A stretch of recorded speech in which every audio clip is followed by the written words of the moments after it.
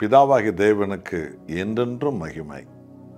உலக இரட்சகர் ஆண்டவர் இயேசுவுக்கு என்றைக்கும் ஆராதனை, துதியும் புகழும் உண்டாக வேண்டும். கிறிஸ்து இரத்தத்தாலே உலகமெங்கும் இருக்கிற அத்தனை ஆத்துமாக்களும் பரிபூர்ண ரட்சிப்பை பெற்று இயேசுவே மெய்யான தேவன் என்று அறியச் செய்கிறவர் தான் பரிசுத்த ஆவியான தேவன். 1 கொரிந்தியர் 2ஆம் அதிகாரத்தில் 14வது வசனம் இப்படியாக நமக்கு சொல்லுகிறது. ஜென்ம சுவாபமான மனுஷனோ தேவனுடைய ஆவிக்குரியவைகளை ஏற்றுக்கொள்ளான். அவைகள் அவனுக்கு பைத்தியமாக தோன்றும்.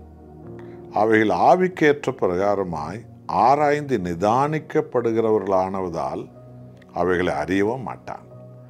இது எவ்வளோ பெரிய ஆழமான சத்தியம் அல்லவா? பரிசுத்த ஆவியானவரால் தான் பரிசுத்த வேதம் எழுதி கொடுக்கப்பட்டது. தேவன் ஒவ்வொரு தீர்க்கதரிசிகளையும் ஒவ்வொரு அப்போஸ்தலர்களையும் அவர் அழைத்து கிறிஸ்து இரத்தத்தால் கழுவப்பட்டவர்கள் பரிசுத்த ஆவியானவரால் அவர்கள் ஒவ்வொரு காரியத்திற்கும் அவர்கள் நிரப்பப்பட்டார்கள். ஆகவே அந்த பரிசுத்த ஆவியான தேவன் சொல்ல சொல்ல இந்த தீர்க்கதரிசிகளும் இந்த அப்போஸ்தலர்களும் சுவிசேஷத்தை எழுதினார்கள். தேவன் ஆமேன் என்று கையெழுத்து போட்டார். அந்த தேவனுடைய வசனமான அழியாத வேத வசனம் தான் நம்முடைய கையில் இருக்கிறது.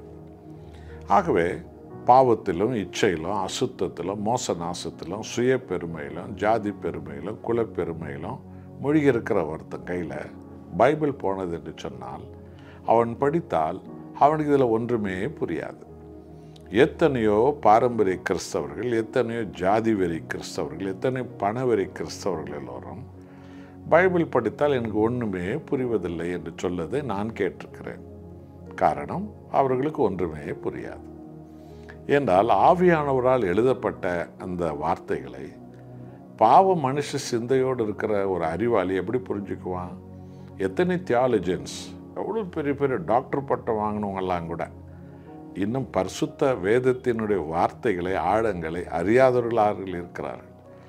அப்படிப்பட்டவர்கள் எல்லாரையும் நான் சந்தித்திருக்கிறேன் பல முறை. அவர்கள் பிதற்றுவார்கள். அது அப்படி அல்ல, இது இப்படி அல்ல என்று விதாண்டவாதம் பண்ணுவார்கள்.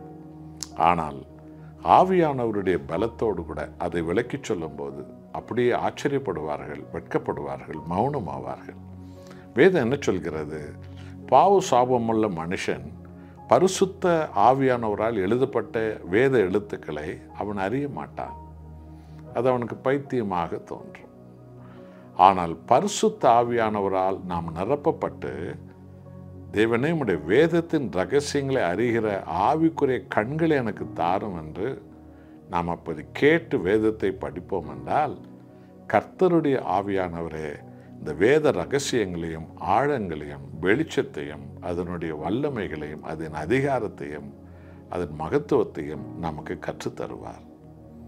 என்று எவ்வளோ படித்து எவ்வளோ புகழ் பெற்றவங்களால் பைபிளை பிரசங்கிக்க தெரியல. எத்தனை பாதிரியார்கள் எல்லாம் பாட்டெல்லாம் பாடுறாங்க பாருங்கள், அவங்கெல்லாம் பைபிளை போதிக்கவே தெரியல.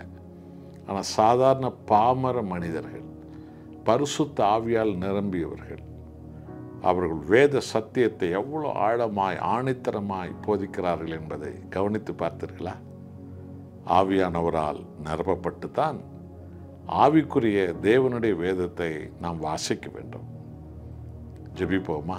அன்புள்ள ஆண்டவரே, எங்கள் திறமையால் எங்கள் தாளந்தால் அல்ல, உலக அறிவால் அல்ல, உலகத்தில் என்னென்னமோ புகழ் வாய்ந்த பட்டங்களை ஒருவர் வாங்கியிருக்கலாம். ஆனால் பரிசுத்த ஆவியானவரால் எழுதப்பட்ட உம்முடைய அழியாத ஜீவ சத்தியத்தை பரிசுத்த ஆவியானவருடைய உதவி இல்லாமல், துணை இல்லாமல் எந்த மாம்சிக மனிதனும் அறியவே முடியாது. உமக்கு கோடி நன்றி.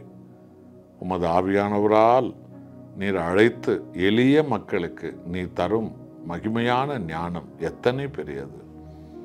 ஆவியானவரால் தான் நாம் நிரம்பி உம்முடைய வேதத்தை அறிய வேண்டும். இந்த வாஞ்சை என்னோடு ஜெபிக்கிற எல்லாருக்கும் தாரும். இயேசு நாமத்தில் பிதாவே, ஆமென்.